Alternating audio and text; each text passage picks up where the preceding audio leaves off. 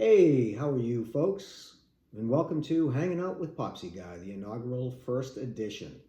Yeah, I'm one of those old guys that said, you know what? Maybe I will start a YouTube channel. I've got some experiences I'd like to share, but more importantly, I want to hear about what's going on in your world. Because as you and I both know, this world is changing and changing quick. So as you notice in the title of the video, it's I just finished my 72-hour fast. It was fun, and truth be told, this is not the first time I've done it. Sometimes it works, sometimes it doesn't. And you might ask yourself, why would you go 3 days without eating? Disclaimer, I did drink. I did do what's called the water fast. The first time I did the 72-hour fast, my wife was out of town, so there was no temptations to eat whatever it is we wanted to eat. I just went ahead and did a dry fast for 72 hours. I mean, there's so much information on YouTube. It's all excellent if you sit down, and I'll probably put some links in the description below to some of the doctors that I've followed. But this is not medical advice. I don't recommend this for everybody. But let me tell you the reason I did it, and then towards the end of the video, I'll share with you my results. Metabolic health was something I never paid attention to when I was growing up. My favorite phrase was add fries to that, figuring that I would keep this svelte 17-year-old body for the rest of my life and it would never change. Well, gravity has a way of changing everything, and some of you can attest to that. And I realized that most of the people I know who grow old and unhealthy have poor metabolic health. And what I mean by that is insulin resistance. Now, I'm not a doctor, as I said. I'm not recommending this, but I've taken a lot of time to research some of the chronic diseases that are affecting most of the population in the United States right now. And all it has to do with metabolic health, which is how much sugar is racing through your body, messing up all your organs. If you know folks who have grown older and they've got type 2 diabetes, they're most likely suffering from all kinds of ailments. And I was just reading recently that type 3 diabetes is now called dementia. And I don't want any of that. I'm not going to tell you how old I am. I want you to guess it, put your comments in there, but I'll drop some hints so that you can figure it out. I really enjoy the results from fasting. I'm not a big fan of the process, but it taught me a couple of different things. One is that the body was designed to go hours and hours and hours without eating. I mean, you'll listen to the same stories if you do the research I've done about how we as a human species, we've come to the point now where we just want to eat. And when I was growing up, the food pyramid, if you remember the food pyramid, it doesn't look the same as it did many years ago. Now I know that I might have been lied to. I don't know. Maybe you have too. Who knows? But I'm at that stage in my life where I just want to take control because I just don't trust the medical institutions anymore. And this is not a political statement by any stretch of the imagination. I've got children who are adults who do more research on these things than I ever did in my whole life. And they know what's heading down the road if they don't make changes. So anyway, I just thought I'd let you know that it is doable. What does it look like? What it looked like for me is setting a date and a time. And I'm the type of person that will jump into something and then look back and say, ooh, should I have done that? The old ready, fire, aim type of guy. I've done that in a number of things in my life, and fasting is no different. My wife and I were just coming back recently from a family trip up in East Tennessee to see some family. And it's a good solid 8.5 hour drive from where they are to where we live here in the Panhandle area. And I just made up my mind. That's it. I am getting too fat. I'm getting too lazy. I'm spending too much time on YouTube, number one. And it doesn't look good. I had a good doctor's report not that long ago. It wasn't like I've got to make some changes, otherwise you're going to die in the middle of the night. May happen anyway. But what I realized was I just didn't feel good. You know, it's just you get to the point where you put some of the same clothes on that you've had over years, and it's like, ooh, I got to change the setting on this dryer, man. This thing is shrinking. When the reality is, like the old airplane movie, if you've ever seen that, Leon is getting larger. Popsy Guy was just becoming larger. And I just didn't want that. because I know down the road that I'll have to deal with that. So why not head it off as I can? So when I did all the research on YouTube, I finally said, this is the way to go. And on that trip back, not that long ago, I said, okay, 12 o'clock on this day, the day that we were in, that's when the fast starts. You know, I don't know about you, but when I take long road trips, because we do everything by car, there's not a McDonald's I can't pass without saying, ooh, I might as well slide through there. That's quick and easy. Love it. I mean, most of you could probably attest to it. It tastes good going down, but man, a couple hours later, oof, why did I do that to myself? So I made the decision at that time. I put it in my calendar when we had stopped at one of the rest areas. This is the day it starts. And I can tell you right now, that's a good feeling, right? You want to make this goal happen. And the body, as I said earlier, is designed to go for hours, if not days, without food, because our ancestors were hunters and gatherers, right? They couldn't walk into a grocery store and just fill a cart full of food and go home. They had to go out and find food. And hunting is not always, successful. What happens if you go out for a hunt to feed your family and you come home with nothing? Day one. You come home with nothing. Day two. Not only will your wife be mad at you, you see your kids are starving. But the body adapted to that, and then it was able to maintain itself for 2 to 3 days until the hunt was successful. I'm not a historian, anthropologist. I know nothing. I'm just saying it makes sense. So just to not feed the body for 72 hours, it's not that big of a deal. I can tell you right now, if you can get past the first 24 hours, you're going to realize that those hunger pangs that you feel, they're just an emotion. It's not real. I mean, it really isn't, because what I did on the first couple of times, I think I mentioned, this is not my first time doing it. I just moved on, took my mind off it and did something else. And 10 minutes later, it's like, oh yeah, that didn't bother me. I'm not going to say you because I don't know your situation. Didn't wake up in the middle of the night and say, I need food. It didn't happen. During the day, the belly would rumble a little bit. This last fast, as I said, it was a water fast. I would just take a couple of bottles of water and move on. And it really, really worked well. So just the other day was the end of the fast. The beginning of the fast was driving in the car. I didn't get a chance to weigh myself, which I like to do. So the next morning when I woke up, got right on the scale, stripped down, because those pajamas, they add pounds. It's like when you go to the doctor. I'm pulling out my keys, I'm pulling out my phone, I'm taking off my shoes, and the nurse is like, that's not going to help. I'm like, yes, it will. But when I was on the scale, I looked down and it was in the 190s. Not the high 190s, kind of in the mid 190s. Not a place I like to be. But again, having done this 2 other times and knowing that a lot of the weight is just excess water, I knew I'd drop that pretty quick, which I did. Next day I was down 5 pounds. No, not 5 pounds. I was down 4 pounds, which is a lot in one day. I mean, 24 hours. I didn't weigh myself at night. And I did it again the next day, and I got down to a weight that I'm like, okay, that I can deal with. So I'm at that weight right now, standing away from the camera, not moving, so you can't see how much of that weight is really there. You don't want to see it. But I feel better. And I didn't miss eating. And so when I went back into my eating mode, here's a little tidbit for you. Breakfast, right? That's break fast. Because the body, if you stop eating at 6 p.m. and wake up at 6 or 7 a.m. and you eat, you've just gone 12 to 13 hours, you've done a mini fast. It's not that big of a deal to take it from 12 hours to 24. It really isn't. It's psychological more than anything else. Again, disclaimer, caveats, all that good stuff. If you've got medical conditions, see your doctor. Don't just be a knucklehead like me, and I am a knucklehead. I just dove into it and said, we'll see what happens. So that's the good news. The good news is that it does work. The bad news is maintaining a healthy lifestyle after that. And God bless my wife. The first time I told her I did this, she said, what are you trying to do? And I said, I'm just trying to reset my metabolism.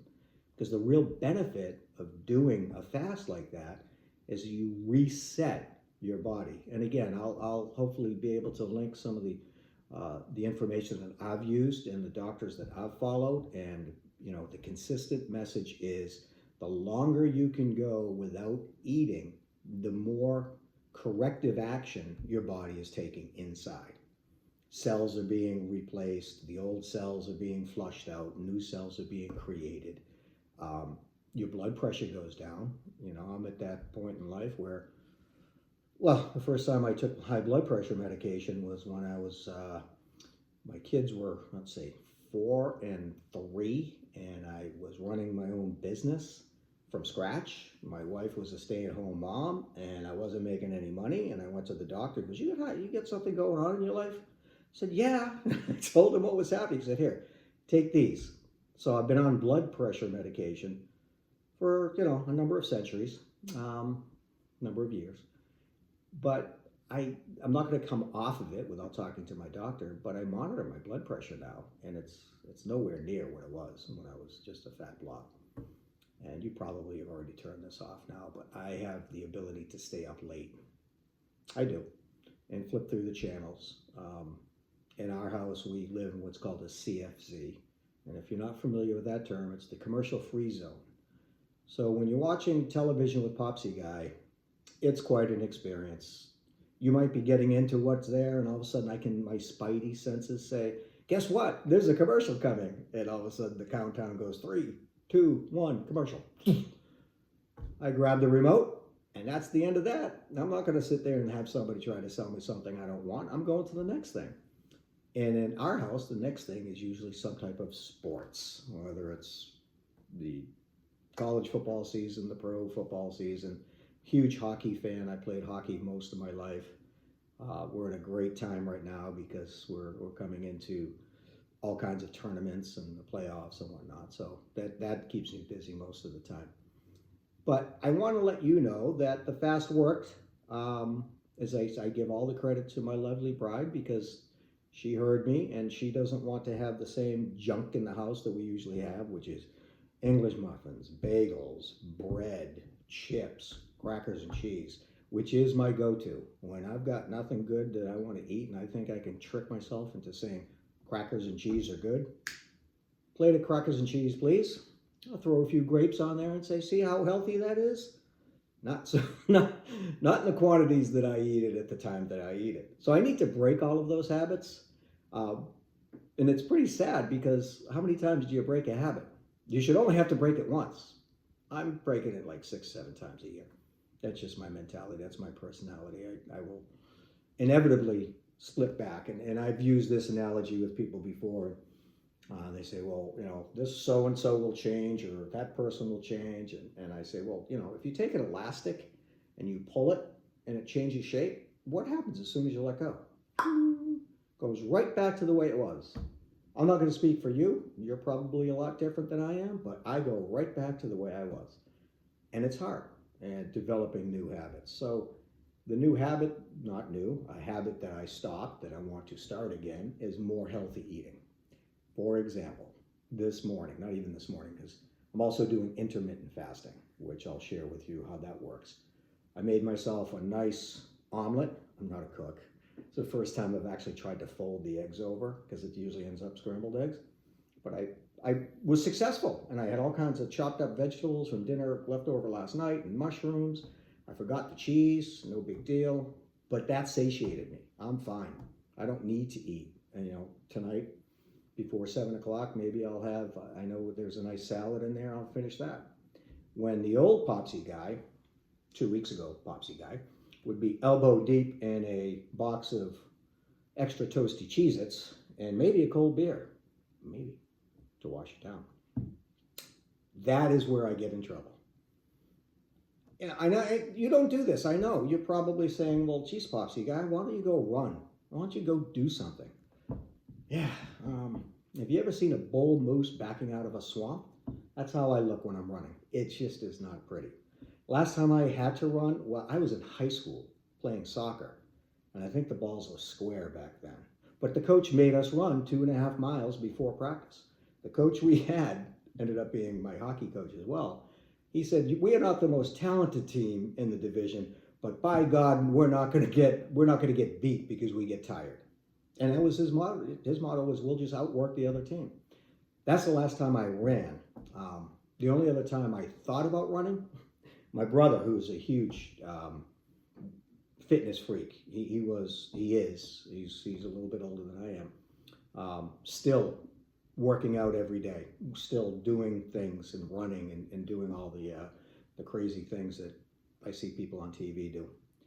He said, and this was many years ago, he said, Dave, I'm going to show you how to run, how it's going to be really easy.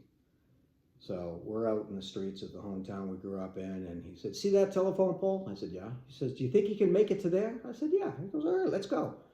We run to the telephone pole, and I start slowing down. He goes, you see that mailbox up there? And I said, yeah. He goes, you think you can make it to there? I think so. By about the third mailbox, fourth telephone pole, I said, dude, I'm on to you. We have to come back. It already is no fun for me. So I gave it my best, and it didn't work out.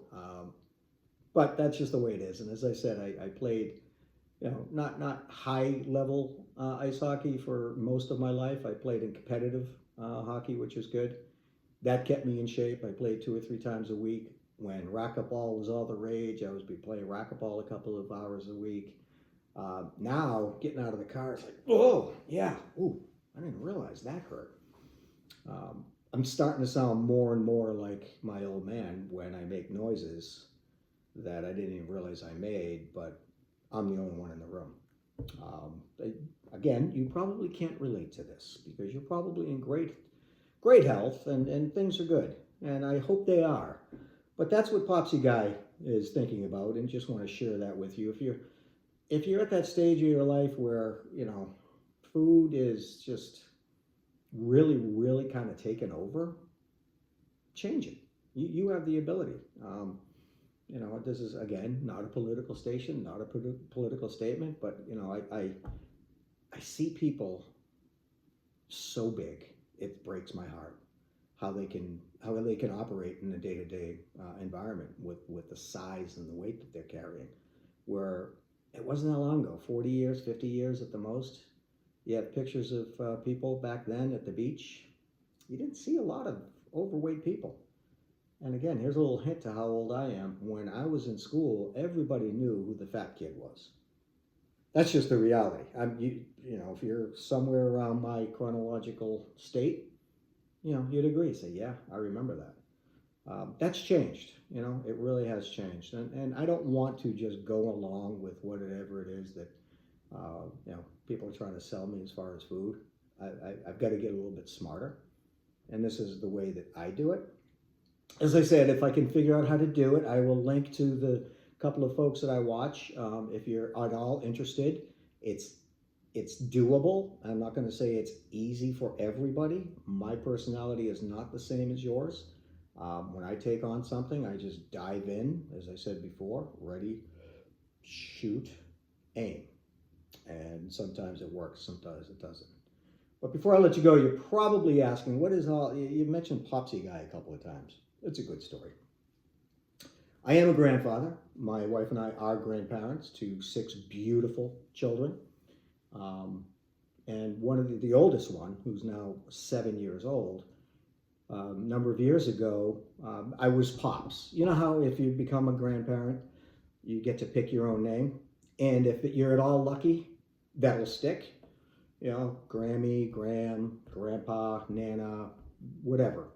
Mine was Pops. Just, hey, that sounds pretty cool. It's a little throwback. I don't mind that. So I was Pops. Until, at the time, my 3-year-old grandson wanted to know when that little Popsy Guy was coming over to play again. And that stuck. So I became known as Popsy Guy. And so you're hanging out with Popsy Guy, who absolutely loves his family, loves the Lord, knows that every day is special. And I want this channel to be something where you and I can form a relationship based on our shared experiences. I will have crazy stories. That's what we do. We tell stories. And I'd love to hear from you and get to know you a little bit more. And if you have things that you want to talk about or you want to hear from me, some of the things I love are, this is going to sound weird, I love economics. I love finance. I am a political junkie. Global stuff, My background for years, I was in the financial services industry. I really enjoyed that, and then it just stopped being fun. So now, as a consumer of financial advice rather than a dispenser of it, it's I can see where the how do you say, the sausage is made. And so, if you have a question, or if I can bring up a topic that you're interested in, whether it's Social Security, whether you should buy an annuity, if you're anywhere near a wealth management firm, a financial planning firm, a stockbroker, my guess is, without, I could probably look into your eyes and say, probably trying to sell you an equity indexed, a fixed indexed annuity. Some are good, some are bad. Some fasting is good, some fasting is bad. But I have thoughts on that as well. And if that's at all something you'd be interested in, let me know. I can devote 20 minutes to talking about that completely objectively, because things are not the same anymore. They just aren't. And I just wanted to use this platform to connect with people that kind of get it and understand what's happening, and to have some fun, to share some stories, share some experiences, and then just see where it goes. I've done enough research. I was thinking about doing this well over a year ago.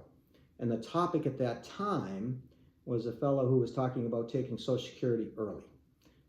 Now, having as many years experience in the financial services industry as I have had, it was taboo to give anybody an inkling of an okay that they should take Social Security early.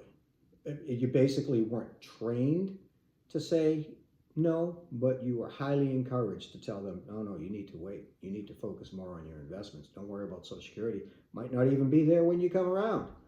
And now I learned why, and I could share that with you at another time. But that was the genesis for me to start thinking about the shared experiences folks in our age group we have, right? I mean, things have changed. Things have changed dramatically, and I want to make sure that I'm staying on top of these things and sharing whatever I can that's of wisdom, a little bit of humor. My humor is pretty weird. One of my favorite movies, as I mentioned before, is Airplane. Leslie Nielsen. I've not been to his grave, but I understand it's got quite the grave marking on it because of his sense of humor. But I love that kind of humor. So that'll come through. And if you don't like it, that's okay. There's how many gazillion other YouTube channels you can find.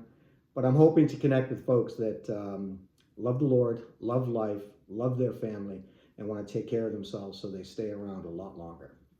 We'll be seeing you soon, and the obligatory please subscribe if you haven't already.